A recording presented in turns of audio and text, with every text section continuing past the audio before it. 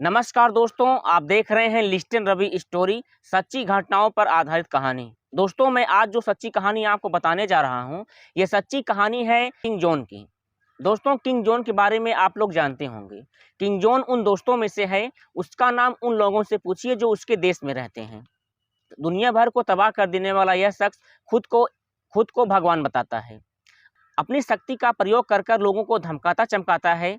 अपनी शक्ति का, अपनी पावर का यह गलत इस्तेमाल करता है, जिससे दुश्मन भी सतर्क रहते हैं। बहुत ही यह सनकी प्रवृत्ति का यह व्यक्ति है। अपने फैसलों को बहुत सनकी तरीके से लेता है और बहुत जल्दी इस पर फैसला करता है। इसके देश में बिना इसके पत्ते भी क्या, परिंदा भी नहीं हिलता है। दोस्तों, हम किंग जॉन के बारे में बचपन से लेकर अब तक की सारी कहानियों पर हम चर्चा करेंगे। इसको एक मोटा सा प्ले बॉल और कुछ कारें और सिल्वर कलर की खिलौने और कुछ तेज तर्राक महिलाएं भी इसको पसंद थीं। वो अपनी प्रविष्टि के लिए बहुत अच्छी तरीके से यह जाना जाता था। इसको अपनी बुराई बिल्कुल भी पसंद नहीं आती थी। जो दुनिया को खाक कर देना चाहता है और जो खुद को उत्तर कोरिया का भगवान बताता है। किंग जॉन बहुत क्रूर और तानाशाही करता है। दोस्तों, किंग जॉन जिसको चाहे अपनी जनता को अपने इशारे पर नचाता है। किंग जॉन अपनी देश में अपनी जनता को तब तक ताली बजवाता है जब तक उसकी हाथ छिल न जाए। दोस्तों, आखिरकार यह कैसा इतना निर्दयी और क्रूर व्यक्ति हो सकता है?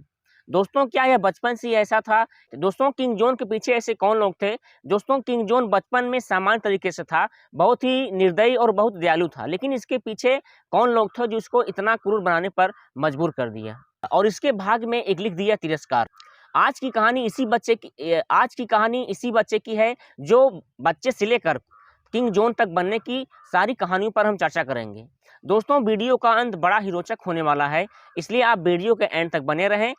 दोस्तों, जो किंग जॉन था वह बहुत ही राजसी परिवार से था। अपने परिवार से जो मांगता था, परिवार वाले भी उसको दे देते थे। साथ ही साथ इसको कोई भी सामान मांगता था, बेहिचक इसके माता पिता जो है बेहिचक इसको सामान देते थे। और इसके मन में, इसके जन्म में ही राक्षस से क्रूर बनने की इच्छा जो थी पैदा हो गई थी।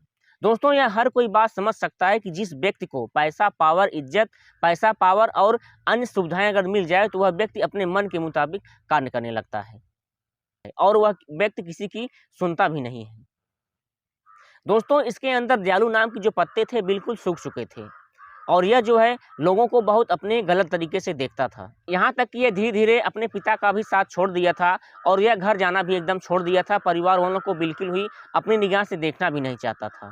तो जिस उम्र में लोग अपने चरित्र का निर्माण करते हैं, उस उम्र में इसको किंग उत्तर कोरिया का पावरफुल नेता बनने की इच्छा पैदा होती है।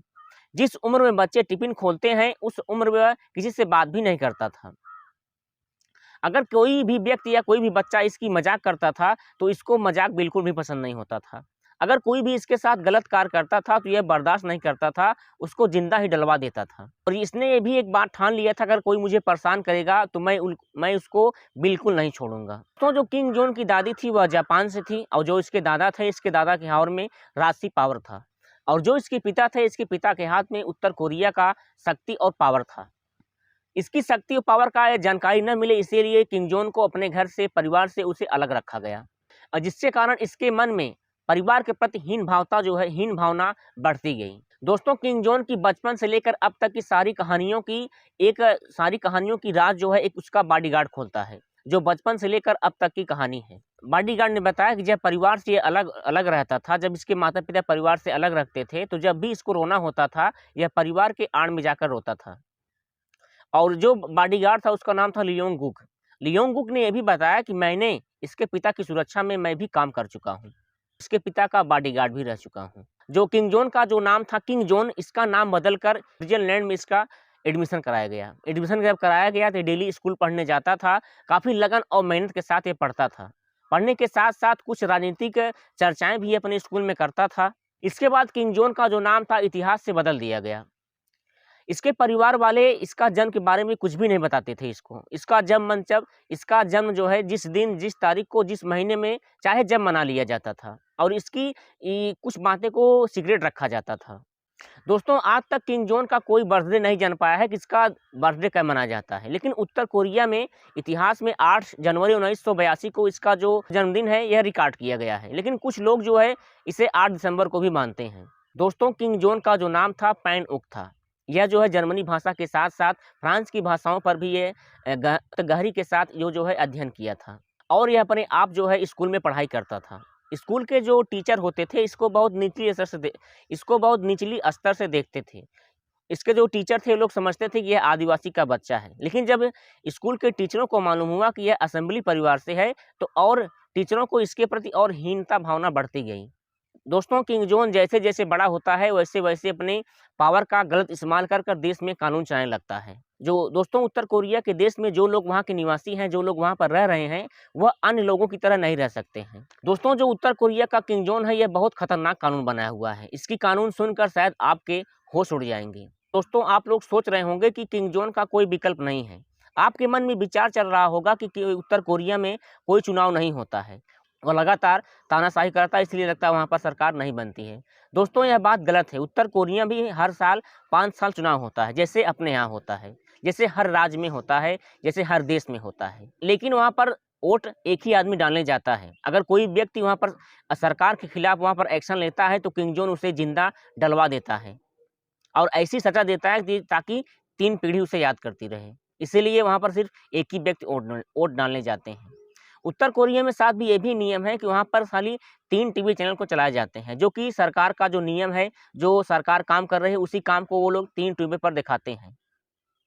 और वहाँ पर अन्य जो टीवी है वहाँ पर बैन है। वहाँ पर आप उनके मुताबिक कोई भी टीवी को ऑन नहीं कर सकते हैं और ऑन भी नहीं कर पाएंगे, क्योंकि वहाँ पर जो बैन कर दिया उसे आप ऑन नहीं कर सकते हैं। साथ ही साथ